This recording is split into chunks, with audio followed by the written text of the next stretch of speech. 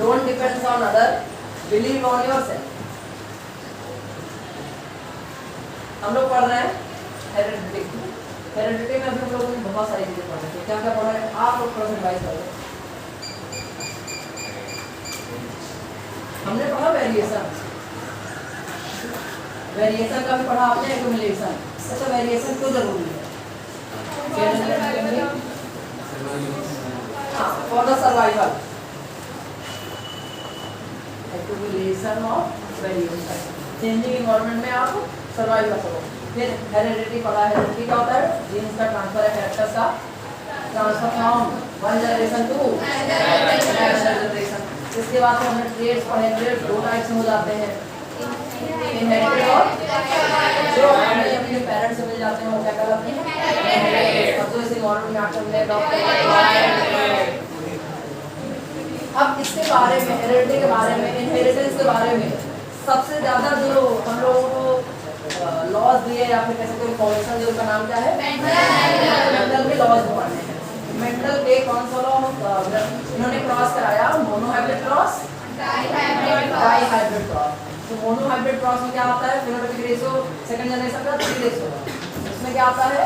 9 ratio 3 ratio 3 ratio. ये दोनों हम लोगों ने बात करें, यहाँ तक कंप्लीट हो गया। आज इस चैप्टर का लास्ट टॉपिक देखते हैं हम लोग।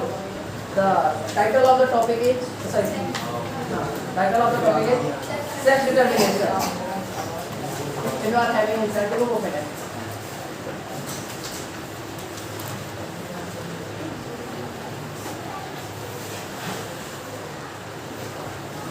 I think इसके बारे में बात की है। The last topic बहुत छोटा चैप्टर है।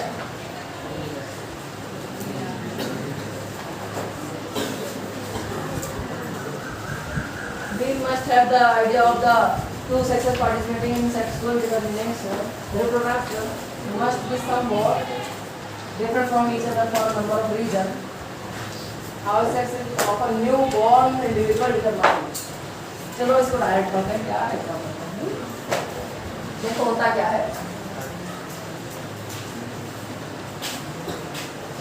ये आप दिख रहा है, जैसे जो न्यू बॉर्न बेबी है उसका सेक्स क्या होगा? मेल होगा या फीमेल? कैसे डिटरमाइन होगा? येलो कलर नहीं दिख रहा है क्या? येलो नहीं दिख रहा है, कुछ और दिख रहा है। ठीक है सर। तो कैसे डिटरमाइन होगा देखो हम बता रहे हैं।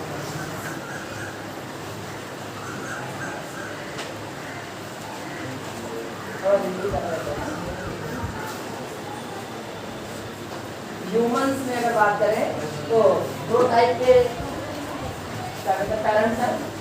एक है मेल, दूसरा फीमेल। मेल के अच्छा आपको पता है ह्यूमन के पास कितने क्रोमोसोम्स हैं?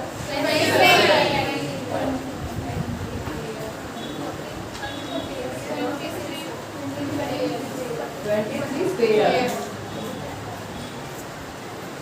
मतलब 46 क्रोमोसोम।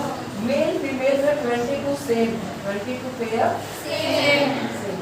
23rd जो है वो क्या है? Different. In case of male क्या है? XY, और इन केस ऑफ फीमेल जैसे हम लोग सेक्स सेल भी कहते हैं और गैमेट कहते हैं। तो मेल के पास क्या है? फीमेल के पास इनका क्रॉस होगा। आओ देखते हैं क्या होगा। अगर वो सिंगल ट्रेड है तो मोनोहाइब्रिड, हाँ मोनोहाइब्रिड क्रॉस कराओ मेंडल के जैसा, आप क्या हो जाएगा? XY और XX। देखो ये X क्या होगा? इस XX, ये X इस XX, फिर ये Y XY, फिर तुम ध्यान से देखो, सही है ना? 4 आउटपुट है। 4 आउटकम में से 2 कैसे हैं? फीमेल, ये पहले फीमेल है और ये 2 क्या है? मेल। अगर आप लोगों को मेंटल का डाई मोनोहाइब्रिड क्रॉस नाम याद होगा तो उस केस में जो पी प्लांट लिए थे टॉल डॉल, उसका जो फर्स्ट जनरेशन था उसका ऑल टॉल आए थे, मतलब 100% प्रोबेबिलिटी थी कि टॉल ही आएगा।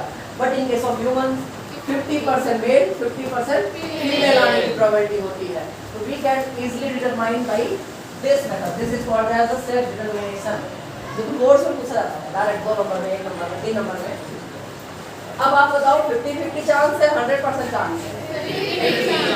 तो नया जो बेबी बॉर्न होगा उसके मेल या फीमेल होने की जो परसेंटेज है वो 1:1 प्रोबेबिलिटी है 1:1 है या 50-50 है, 50% 50% मेल और फीमेल।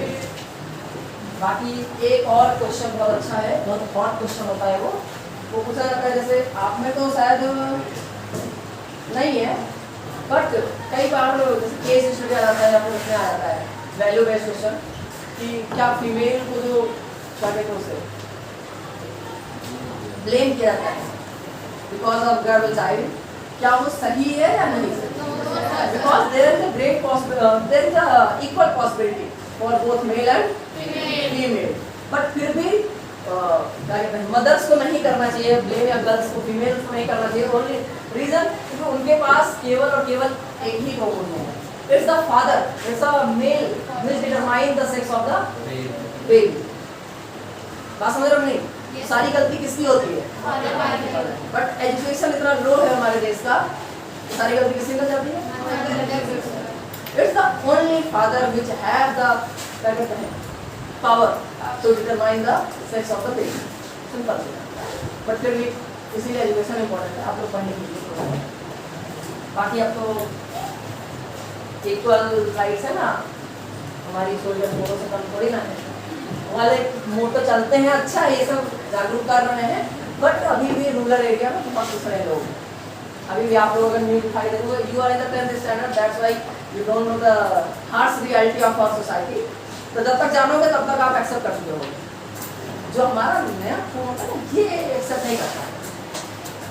और जब जैसे जैसे तुम बड़े होते जाओगे, यू विल डेफिनेटली किसी ना किसी तरीके से आपको एक्सेप्ट करा दिया जाएगा और योर ब्रेन विल स्टॉप कहते हैं रिवोल्टिंग, रिवोल्ट करना बंद कर देगा, विद्रोह करना। Now chapter has been finished, that's why I am saying something. Chapter खत्म हो चुका है पूर्ण रूप से, each and every question you will solve, but the video timing is very short, कर रहे हैं time extend the video time. How कितना समय होगा? थोड़ा 5-7 मिनट हो गया, 7-8 मिनट बस नहीं 10 मिनट तो जाना है बस से क्यों? लेकिन रियलिटी है, चलो तो क्वेश्चन भी कर लेंगे तो टाइमिंग बढ़ जाएगा, है ना। मेंटल का मोनोहाइब्रिड डाइहाइब्रिड क्रॉस को रिवाइज कर लेंगे।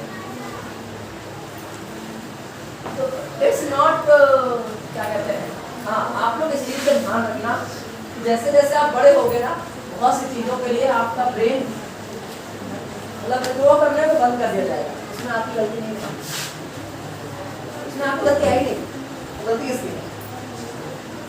सोसाइटी, समाज आपको वैसे ही चाहता है। नहीं तो आप लोग को दिखाया था जब आते ही सबसे पहला एग्जांपल दिए थे ना कि आप जो डोंट बिलीव ऑन एनीवन या don't trust on anyone, depend on anyone नहीं रहना है आपको, अपने ऊपर शुरू से हम यही बताते आ रहे हैं, भाई हमारे ऊपर भरोसे नहीं करना, तुम्हारा सपना ये प्राप्त है, बता देंगे बस, एग्जाम तुम्हें देने जाना है, तुम्हें सब कुछ करना है, then you have to do everything, then why you are blaming others?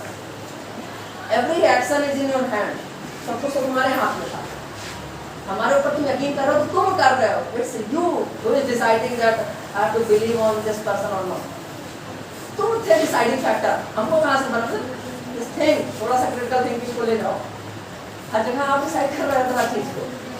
आप क्लास में यहाँ बैठे हो, यहाँ बैठना था कि नहीं है डिसीजन किसने लिया? हो सकता है मैंने कोई आपको बुलाया था बस, but most of the time आपका डिसीजन होता है, आप बैग उठा के चले जाते हो, आप रिफ्यूज कर दो, नहीं आएगा कल नहीं आएगा, हमारा मन डिसाइड, मतलब मेन आप हो, मेन कैरेक्टर आप हो मिला के, लेकिन हमेशा ब्लेम किसको करते हैं? दूसरों को कर सच है ये। आपके साथ नंबर करना है किस वजह से? रवि सर, रवि सर क्या करेंगे? रवि सर आसानी से टीचर नहीं आएंगे। एक भाई उनको एक केस याद है, एक टीचर ने मान लो हम एक सब्जेक्ट पढ़ाते हैं, तो किसी दिन ऐसा रैंडम थॉट बदल गया हमारा, क्योंकि बच्चे का पढ़ने में नहीं, हमारा भी नहीं है, समझो भाई बाहर में तो जो वाई सब्जेक्ट है उसका जो टीचर है उसने कंप्लेन कर दिया कि एक्स सब्जेक्ट के टीचर ने वाई सब्जेक्ट को पढ़ाया, और लकीली कुछ दिन बाद वो वाई सब्जेक्ट का जो टीचर है वो टीचर ही हट गया, टीचर चेंज। वाई सब्जेक्ट वही है, सब कुछ वही है, एक्स पढ़ाने वाला एक्स जो है सब्जेक्ट और एक्स का टीचर जो है आपका, है ना, वो भी वही है। अब क्या वो वाई सब्जेक्ट पढ़ा सकता है नहीं? अब तो टीचर ही बदल गया था। जिस टीचर ने कहा था कि मेरा वाई सब्जेक्ट है इसको कोई और क्यों पढ़ाया, वो भूल चला गया। तो बताओ इस सब्जेक्ट को पढ़ाया जा सकता है कि नहीं? क्यों पढ़ाया जा सकता है? कोई नया है तो भी नहीं कहेगा। जस्ट थिंक अबाउट इट, क्या माइंडसेट रहता है। आप भी ऐसे टीचर ही बदल जाएगा तो क्या करोगे? तो इसलिए लोग जो डिसाइड करते हैं कि पढ़ना है कि नहीं पढ़ना, क्या करना है। इस चैप्टर में देखो एक दो क्वेश्चन दिए हैं, उसको देख लो। How do Mendel experiment show that trait may be dominant और रिसेसिव? जो शो हो रहा है वो डोमिनेंट है, और जो नहीं शो हो रहा है रिसेसिव है, जो अगली जनरेशन में हो सकता है शो हो जाए। तो मोनोहाइब्रिड क्रॉस में आपने देखा था फर्स्ट जनरेशन में क्या था, मतलब रेसेसिव कैरेक्टर दिख ही नहीं रहा था, डॉट बचा ही नहीं। लेकिन थर्ड वाला क्योंकि डॉट से ही क्या हुआ था, क्रॉस हुआ था। अच्छा ठीक है,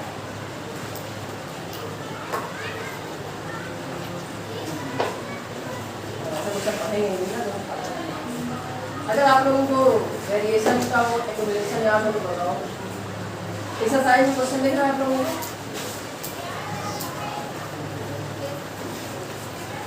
एग्जाम्पल में क्वेश्चन दिख रहा है, एक्सरसाइज में क्वेश्चन नहीं चाहिए।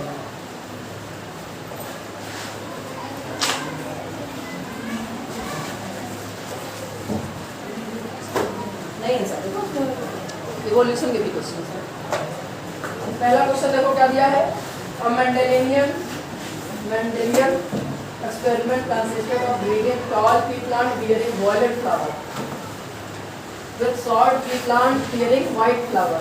The progeny all bore white flower, but almost half of them were short. This suggests that the genetic makeup of the tall parents can be defected as. बता सकते हो कोई? जेनेटिक मेकअप मतलब gene क्या हो सकता है इसका? बी होगा।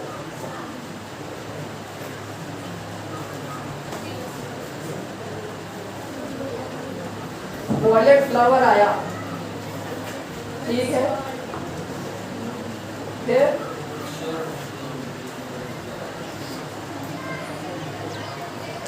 बी कैसे होगा? जो वॉयलेट फ्लावर आया था, बी बोले थे क्या? बी होगा।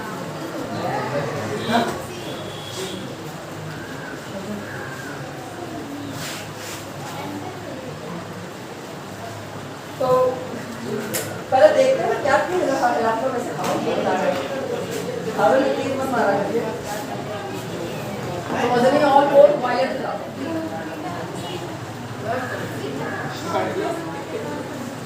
और almost half of them were salt. Half क्या थे? सॉल्ट। तो प्योर तो नहीं होने वाले थे, मतलब कैपिटल टी कैपिटल डब्ल्यू तो नहीं होने वाले। कैपिटल टी स्मॉल डब्ल्यू तो बिल्कुल नहीं होने वाली। स्मॉल डब्ल्यू किसका एग्जाम्पल? गलत हो गया। स्मॉल डब्ल्यू वायलेट का सिंबल है ना।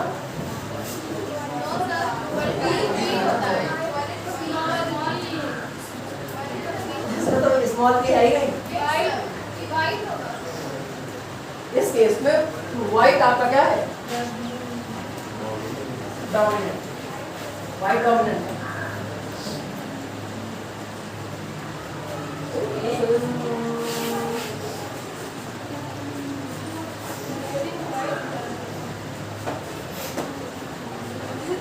टॉल पेरेंट का आपको जेनेटिक मेकअप बताना है, मतलब जीन्स बताने हैं। तो टॉल, क्योंकि यही एक केस ऐसा है जो कि आपको ये बता सकता है कि आधे टॉल आएंगे और आधे तभी आ सकते हैं जब टॉल और डॉट दोनों उसके पास हो। एक तो केस ये टॉल तो यही होने वाला है। अब आपके ऑप्शन है सी और डी, में से कोई एक सिलेक्ट करने हैं आपको, लेकिन ऑल वायलेट फ्लावर आए हैं। सारे वॉयलेट किसमें आ सकते हैं, या तो कैपिटल डब्ल्यू में या स्मॉल। अगर ऐसा केस होगा तो क्या होगा, फिर से आपका क्या हो जाएगा, कैपिटल मतलब कुछ प्लांट ऐसे होंगे जिसके पास वॉयलेट कलर भी आएगा, नहीं वो व्हाइट कलर भी आ सकता है, इसलिए आपका ये कॉम्बिनेशन बनेगा, ये ऑप्शन हो जाएगा। कौन सा ऑप्शन है ये, सी है। कुछ और है क्या आप लोगों में, हो गया।